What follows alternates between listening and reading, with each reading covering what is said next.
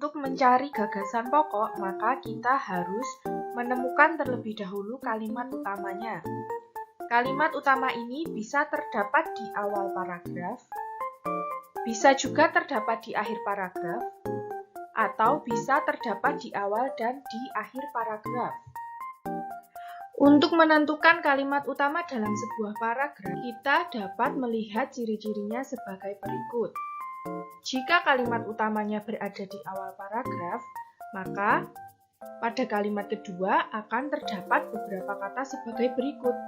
Yang pertama, kata yang diulang. Yang kedua, kata ini, itu, atau tersebut.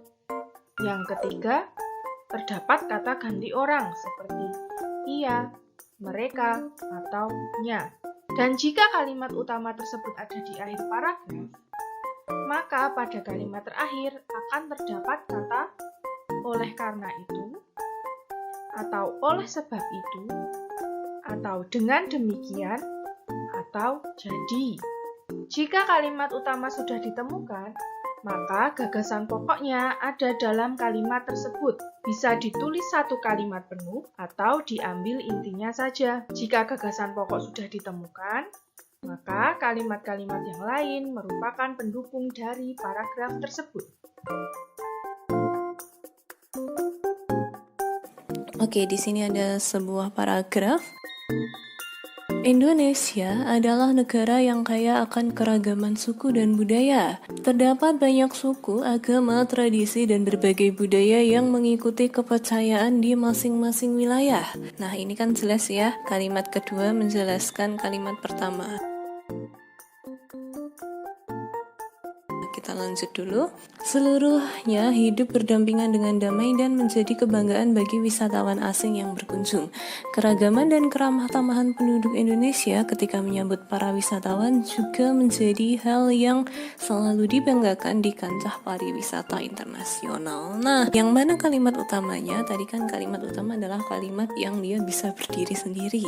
Di sini sangat jelas bahwa kalimat yang bisa berdiri sendiri adalah kalimat pertama. Kenapa? Karena ketika kalimat pertama ini dia tanpa disertai dengan kalimat-kalimat berikutnya, dia sudah bisa berdiri sendiri. Berbeda halnya dengan kalimat kedua. Terdapat banyak suku, agama, tradisi, dan berbagai budaya yang mengikuti kepercayaan di masing-masing wilayah. Nah, kalimat ini perlu pendamping dari kalimat yang lainnya. Jadi dia bisa disebutkan sebagai kalimat jika ada kalimat lain yang mendukung dari kalimat kedua itu. Kemudian kalimat 3 dia juga merupakan kalimat penjelas dari kalimat sebelumnya, kalimat keempat pun juga. Nah, bagaimana kalimat 1 itu bisa dikatakan sebagai permasalahannya? Di sini permasalahannya apa? Nah, Indonesia itu sebagai negara yang kaya akan keragaman suku dan budaya. Nah, nanti karena adanya keragaman suku dan budaya ini pasti akan ada permasalahan-permasalahan yang bisa dibicarakan lebih lanjut. Jadi kalimat ke-1 adalah kalimat utama, kalimat 2, 3, dan 4 itu adalah kalimat penjelasnya.